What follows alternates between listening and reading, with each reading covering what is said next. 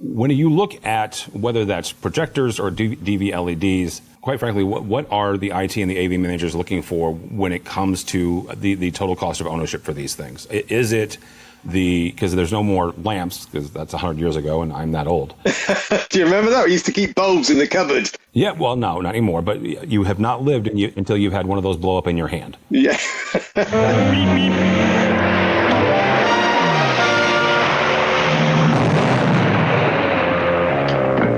Major mergers and acquisitions and technology advances in the AV industry. What does all of this mean to the future and the health of the AV industry? All that and more next on AV Week. This is AV Week, episode 724, recorded Thursday, July 3rd, 2025. AV Health Check. This is AV Week, your weekly wrap-up of the biggest news and stories in the AV and IT world. My name is Tim Albright. I am your host. This week, we've got a mix of M&A moves, major milestones, and a little projection magic that's turning heads around the world. Let's get into it. Hall Technologies has announced the acquisition of Atlona. This is a move that further consolidates the Pro AV hardware space, especially around AV over IP and signal distribution. Hall Technologies is already a player in switching, control, and extension gear. Now adds Atlona's portfolio of AV over IP as well as their own control and enterprise-grade solutions. If you are responsible for systems in higher ed, corporate, or large-scale collaboration environments, this matters. It's not just about product lines. It is about both of their ecosystems and how they're going to work both together as well as independently. It's about stability and the future roadmap alignment. We'll watch this as it continues to develop.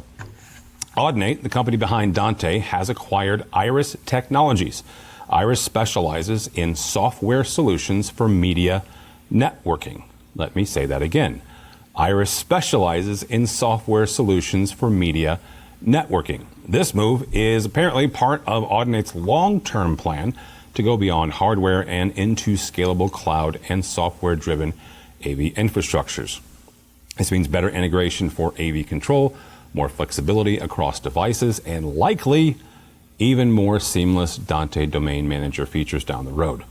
Audinate has made it clear they're not just an audio company anymore. They are laying the groundwork for software-defined AV, and this is another step toward that future. In the higher ed corner, HETMA, the Higher Education Technology Managers Alliance, just dropped a big announcement this week. The Road to 10,000 initiative, the Road to 10K. They are aiming to expand their reach to 10,000 members and affiliates across higher ed and IT spaces. HETMA co-founder Joe Way said, quote, "Our vertical isn't just growing, it's evolving. This initiative is about making sure that evolution is intentional, inclusive, and built to last," end quote. This isn't just about membership growth, it's about building support. HETMA has steadily become a serious voice in manufacturer relations, DEI initiatives, and product certification for higher ed buyers. More members means more sway and potentially more influence with vendors to meet the real-world needs of campus tech teams. If you are in the education space, that would be a pretty good time to plug in. And finally, let's go big, quite literally, over in Singapore. A projection mapping event on the UOB Plaza skyscraper just set not one, not two, but 3 Guinness World Records, including the largest architectural project mapping display ever. The projections run Monday through Saturday evenings from 7:26 until 11 p.m. This was a tech demo in using cutting-edge projection, content management, and synchronization systems to create a 3D immersive campus on the side of a building. For those working in live events, digital signage, or really, really big installs, it's a case study in what is possible when storytelling meets scale. It's also a reminder, AV can still wow people, and we do really cool things. That wraps up your top stories for the week. We'll be back with our roundtable discussion where we will look at the state of the AV industry, both from an AV standpoint as well as a business standpoint, and the technology that drives us. This is AV Week. Hey listeners, it's your AV sneakerhead, Jennifer Weaver. Listen to AV Career Masterminds, where I chat all things job-related in the audio-visual industry. You can find AV Career Masterminds where you subscribe to podcasts. All right, with us to discuss the news and information we have gathered this week. First and foremost, my buddy, my pal, the sage of the AV industry, Brock McGinnis. How are you, sir? I'm terrific, Tim. Very happy to be here. Good to see you, sir. And a young man from, let's call him the mother country, since the U.S. is celebrating Independence Day. Neil Flooster, how are you, sir? I'm very well, Tim. How are you? I'm sweating, actually. It's very hot in the UK. It's very unseasonal, and the whole country's come to a halt because we don't know what to do with the heat, so we're not used to it. Okay, define heat for me, because, Brock's up in Canada, so they never get hot, but, as a big... Well, Brock's the only one who understand the measurement scale, so it was 33 degrees Celsius, so you're going to have to ask Alexa or Google what that is in American money. 90-ish. Which it's been 90 here in St. Louis since I got back from InfoComm. So yeah, I don't want to hear it. Yeah, but in St. Louis, there's air conditioning. Yeah, we don't have that in England.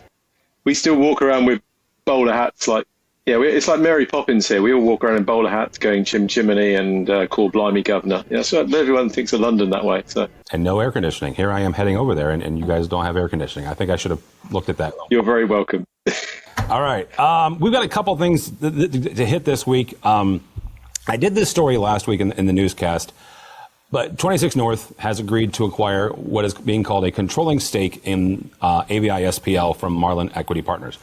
Marlin is retaining a minority interest. Now, I'm not going to ask you guys later. I'm not going to give you a test, but the headline here is the fact that 26 North is taking over the ownership and ostensibly the control of AVI-SPL. Its leadership, at least as a week later, is not changing, right? CEO is not going anywhere.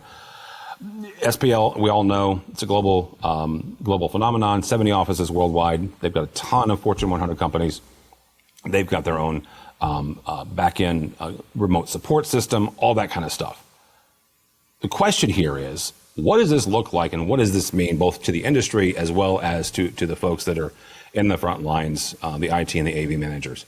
And Brock, I am going to start with you on this. When we look at this, and we watch, I have watched, you have watched, Neil has watched, the march of private equity and investment banking into the industry. And for a moment there, it felt like, that's they're scaling back a bit. There's not as much activity. Then holy cow, out of what we us in the media out of left field, they've been talking this. That they've been having these conversations for 6 months, maybe even a year. What is the fact that private equity and folks that are looking for places to invest their money for a return, right? They're not doing it out of the kindness of their heart. They're looking to make a return on this. They continue to find, both integrators as well as manufacturers to invest their money in. What does that say about the health of the industry and these companies? I think it's really positive. Okay. I've never been a fan of private equity and what it does to AV companies, because I've always thought of us as kind of a small cottage industry, and everybody's like family and those big mean bankers. 26 North are big time. So this is the guy that owns the Philadelphia 76ers, the New Jersey Devils, the Washington Commanders. This is one of the biggest shooters in the private equity world. And the fact that 26 North doesn't actually own a lot of companies. They're not a brand collector like the previous owners were. Yeah. They're more strategic lenders and initiators. It's like AVI-SPL, I think, has moved from a small bank to a Wall Street bank. Wow. And I think it's a big deal, and will position them well for future growth, because I think now they can probably get their hands on as much working capital as they would ever need to continue the consolidation trend that's going on. For integrators that are serving the enterprise markets. Well, Neil, that actually is where I was going next. Is one of the articles was writing about the fact that AVI-SPL now can expand their growth through mergers and acquisitions, and you look around at the environment, and it's a little bit of a morbid game, but we can all play it. We go to SCN's top 50 integrators, and go, okay, who are they going to buy on that list, right? And we can start from the bottom and go up, or we can stop at the top and go down, right? And number two, and has been number two for years, is diversified. Do not misquote me. I am not suggesting that SPL is going to buy diversified. I'm not saying that in any way, shape, or form. But that's what kind of a game that we play is. You look and go, okay, who would that be? But Neil, what does that do both to the industry, but also to the end users who are not then left with fewer choices when it comes to picking an integrator? Yeah, I mean, there's definitely consolidation going on in the market at the moment. The market's in a weird position and a place at the moment. There's obviously, there has been a lot of changes with regards to staffing and companies. And, again, I was hit by, that very much in March. I know a lot of other people have been more recently. We were talking at InfoComm about the industry being more iterative, certainly from the hardware vendors and product launches and things like that. There isn't the big update. So it really is the case of, you've got to do what you can with what you've got, I guess, from a hardware point of view. And the integrators have got to then try and work out how they're going to add value to that and how they're going to, work in this new world. So the fact that they're coming together, there's been other moves as well. I think, you guys have, CTI have done some stuff and some announcements, and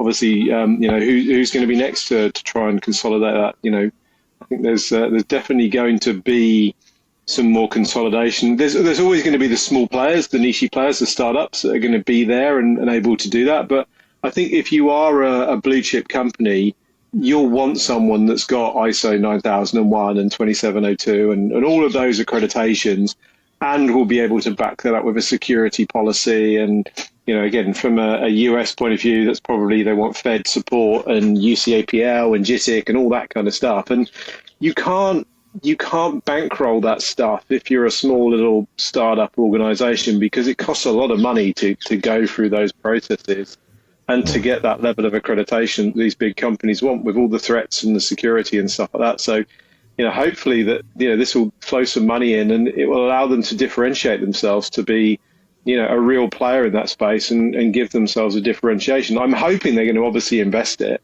into, whatever it might be, AI, or again, looking at trying to add value to this through services. We've seen, again, the management tools and things like NetSpeak and things like that. Maybe they can servicize it, add some wrap around this to provide some value that differentiates themselves from the others. But it does seem to be that, we are moving into the large, the large players, certainly at the top end of the market, with AVI-SPL diversified and the other sort of top 3, top 5 that can offer that kind of capability to a customer. No.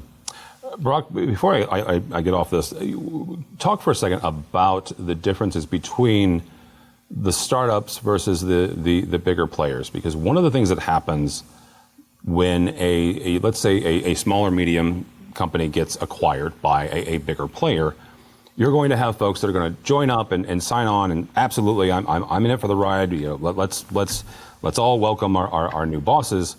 But there are some folks who are going to what? No, I enjoy working for this size company, so I'm going to leave, and they're either going to start their own or they're going to join somebody else who is roughly that size.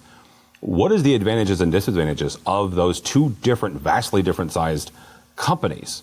Is it what Neil was saying with all the certifications, or is it where the bigger companies aren't as nimble, right? Because they are so big and they have so many other commitments. It tends to be the type of customer that you can deal with.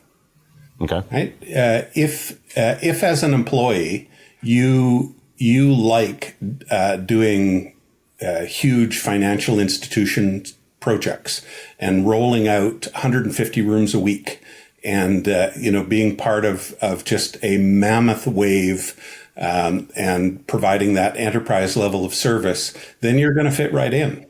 If you like doing one room at a time, you like doing custom, as a design engineer, you like choosing your own product as opposed to having it imposed on you by corporate standards, If you like knowing your end user customers by name, as opposed to number, you're going to want to stay in a smaller enterprise. And I think that's really what happens. I've kind of worked a bit in both. And they're very different worlds. It's very different working in an environment like I am than working for AVI-SPL.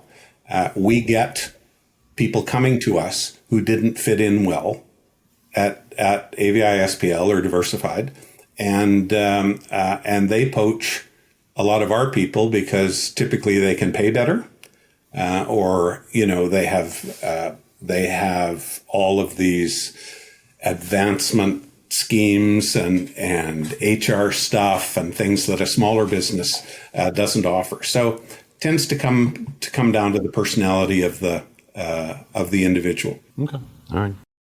We had our buddy Robert Heron take a look at the display technology that came out of InfoComm 2025. There was quite a few, and the reason I like having Robert take a look, Robert's super smart, and he has a very different take on display technology in general.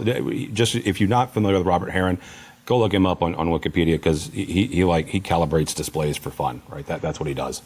But a couple of things he came back with. Number one was even more high brightness projectors, higher resolutions, right? We're not quite to a predominance of 8K yet, but 4K is certainly has gotten entrenched. But also direct view LED and those mounting capabilities. But you've also got scalable, lower cost displays that are super eco-friendly and great for like mission critical and stuff like that. Neil, when we look at the display technology in general, when it comes to especially InfoComm, when you look at whether that's projectors or DV LEDs, what are the IT and the AV managers looking for when it comes to the total cost of ownership for these things? Is it because there's no more lamps, because that's 100 years ago and I'm that old. Do you remember that? We used to keep bulbs in the cupboard. Oh, 100%. Dude, I have changed my fair share of lamps. Thank you. Poly RPX. We used to have the rear projection on the RPX, and you had to keep three. You had to change all three, because if not, the brightness of the three screens would be all out of sync and stuff like that. And they were like, God knows how much money each for the bulbs and stuff. Yeah, are we still doing that? Yeah, well, no, not anymore. But you have not lived until you've had one of those blow up in your hand. Yeah, I speak from experience. But what is it that they're looking for when it comes to display technology? Is it a total cost of ownership? Is it something wow, right? What is going to be the long term forecast for I don't want to put projection versus DV LED, because I think that's a tired and pretty lazy way to put that. But what are they looking for when it comes to their display technology, both in the corporate boardroom as well as higher education? Well, I think there's always the chase, isn't it? In the world of video, it's always been the resolution chase of like 720p HD, 4K, 8K. There's that race. In the world of display, it seems to be kind of brightness and luminosity and black levels and things like that. Because again, I think from a content point of view, 4K is kind of okay, and 8K is still not quite there yet. Interestingly, InfoComm, I've never been in that world. I've been in the UC world, cameras and microphones and speakers and stuff like that. So, but I was actually asked to represent LED Studio. They make a range of LED displays, and again, I went over there as a complete village idiot when it came to LED displays, and they started throwing all of these acronyms at me about SMD and chip on board and all of this kind of stuff. And it is a completely different world. And I think the challenge from an IT manager's point of view is if you don't live in that world, they'll then throw this tech at you, and you kind of go, it's a big telly, isn't it? I just want a big telly, that I don't care about if it's, this chip on that or the other. I need a 100-inch, 200-inch, whatever it is, display to be able to fill that wall. I think the interesting thing that I learned, though, is that from you were talking about sustainability and lifespan and things like that. The really interesting thing is they're all pushing, again, these massive brightness levels, but in reality, you turn them down to probably 50% brightness so you don't burn your retinas, And actually, these things last for like 25 odd years, and you can change out. The great thing about the direct view LED, which again, you can change out individual things. You can then match it and things like that.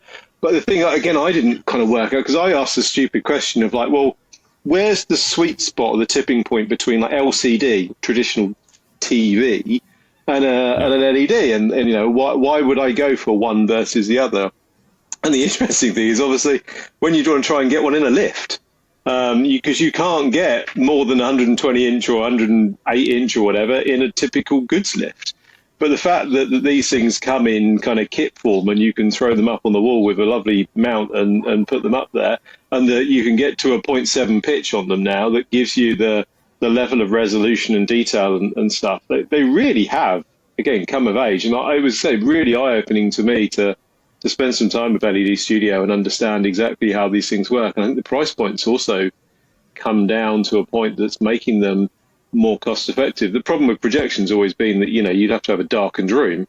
And if you're putting a projector in a video conferencing system, having a million lumens shining directly into a camera that's picking up the video doesn't kind of really work, because one's at the back of the room shining forward and one's at the front of the room, you know, pointing back. So projection and video conferencing has never really been a good bedfellow, which is why we had like rear projection. So, you know, I think there's definitely, you know, size comes down to it first of all, as to, you know, the type of display, and then kind of where you're going to put it. You can also do some very clever stuff with this direct view LED stuff. You know, you're not limited to a 16:9, 21:9 and those typical constraints. If you want to make it bendy, curvy, square, rectangle, circular, you can do some pretty clever stuff with this technology, and then be also able to do things like, you know, matrixing, splitting, and being able to break up multiple pictures in multiple different aspect ratios. So again, I'm a convert to direct view LED. I hadn't really played with it and always seen it as a bit of a way out there technology, but certainly it's coming way more down to a mainstream capability now. Well, Brock, that's actually where I want to get your 2 cents on this, because Neil's right. It is becoming more mainstream. So how is that adjusting, or I almost say warping, the customer's expectation of displays when it comes to their conference rooms, right? Is it where they're saying, oh, you know what, just put an LED in there because LEDs are awesome and they do everything, or are they, given the transportation capabilities of your lift or elevator, whatever you call it, you know, we'll go ahead and use a regular, you know, TV. So the industry kind of has standards, DISCA standards for how big a screen has to be, for how far away the people looking at it are, and that determines your required screen height. So if you're in a 15-person boardroom and you're X number of feet away, the mandate is that you've got to have an 85-inch display. If you're in a 40-person boardroom and you're 40 feet away, maybe you're going to need a 136-inch screen in order for people to be able to read the content. Because nobody in enterprise is buying a TV as a TV. They're buying it as a tool, and it's a tool on which to read, business stuff. It's, death by PowerPoint. Or spreadsheet. Or spreadsheet. Boredom by spreadsheet, death by PowerPoint. And it's a lot of fonts and it's a lot of words, and the screen has to be big enough so that an old guy like me at the back of the room can actually read what's being presented. And so, for our clients, we're going to sell them as big a display as they can afford. And we're going to come up with, as the industry has, all the metrics to prove that they need a bigger display. But once that bigger display gets beyond that 100-inch, we sell 110-inch LCDs. That's the largest kind of conventional 16:9 product that we buy from LG, and that will just fit into a lift or an elevator. You also have to worry about ceiling height, because an office may only be 9 feet high. An office ceiling may only be 9 feet high, and so you'd love to put a 163-inch display in, but it doesn't fit because it can't start at the floor. That doesn't make any sense, right? So there's there's lots of reasons to determine size, budget being one of them, science being the other.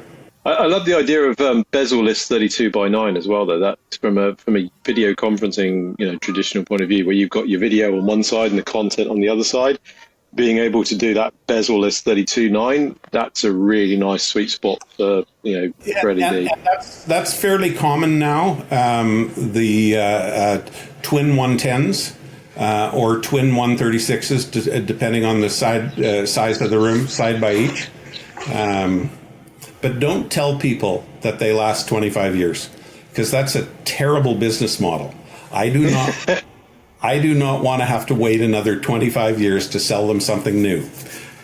So sustainability, come on, we got to save the planet. Well, it's a good point, because it may very well last 25 years. But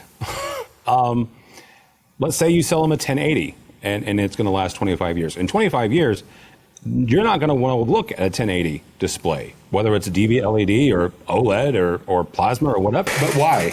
Why would you not want to look at it if you're looking at a PowerPoint or a spreadsheet? Well, that's true. Okay, I didn't think about that. And where the software that you're using can actually scale to whatever resolution that it needs to be to show X amount of information on the screen. Right? 1080 is fine.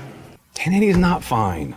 Well, I think the interesting thing would be is if you could have the display, and again, we were talking about this at InfoComm about the fact of this idea of iteration and platforms. Maybe the LED is the bit that lasts for 25 years, but maybe the compute or the controller or whatever is the engine is the bit you upgrade every 3 or 4 years to get HDR10 or you get Dolby Vision or whatever the newfangled technology. And again, the LED to Brock's bit. point, though, dude. You don't need Dolby Vision in a conference room, and I I don't know what it might be, but maybe there's some new fandangled, VR, 3D or whatever 3D. That could be enabled through 3D PowerPoint presentations. Do we need lots of things, Tim? But it's nice. Anyway, I'm sure the idea is don't anybody tell Microsoft that somebody's looking at 3D PowerPoint presentations, because good God, they'll come out with it.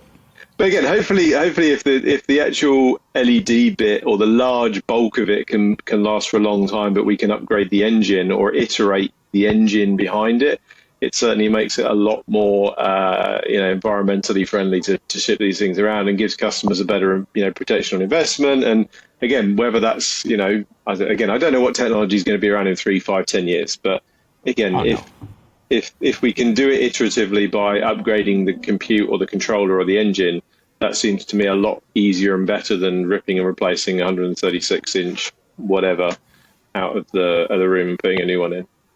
All right, that'll be a good place to stop. I appreciate you both. We did not get to the other story, but I'll have Mitchell still put it up on the link here. Mr. Brock McGinnis, thank you, sir. How do people connect with you or Nationwide? I'm Brock at nationwideav.com. I'm on LinkedIn if they really want to talk to me. All right. Mr. Fluster, how do people connect with you? I make a nuisance of myself generally on LinkedIn, so that's the best place to come and find me and join my cool club of cool kids and enjoy the fun ride of the Fluster Vision on LinkedIn. There you go, Fluster Vision. That's what we need next. Yeah, that's the next upgrade. Yes, that's the next upgrade. All right. For Tim Albright, don't follow me on the socials. I'm not very interested. I have to stop saying that. If you want to read stuff that I talk about that have nothing to do with the technology or AV, you can totally find that on LinkedIn, so you can connect with me there. But go by the website if you would, please, AVNation.tv. That's AVNation.tv. You will find this program and a host of others, including a brand new career mastermind with our friend Jennifer Weaver. So you can check that out and more. Also, we're still talking about InfoComm a bit, just like everybody else is. You can go by the website, AVNation.tv. IC25 for all of our InfoComm coverage. If you're watching this on YouTube and you're done looking at my face, you can go subscribe to this wherever you find your podcast. And if you're listening to this and want to know what Neil looks like podcasting from his boat, you can go check us out on YouTube. So you can go either direction, but go by the website if you would, please. AVNation.tv. That's AVNation.tv. Thanks so much for listening. Thank you so much for watching. That is all the time we have for AV Week. The network for the AV industry. What are you listening to? This is AV. This is AVNation. This is AVNation.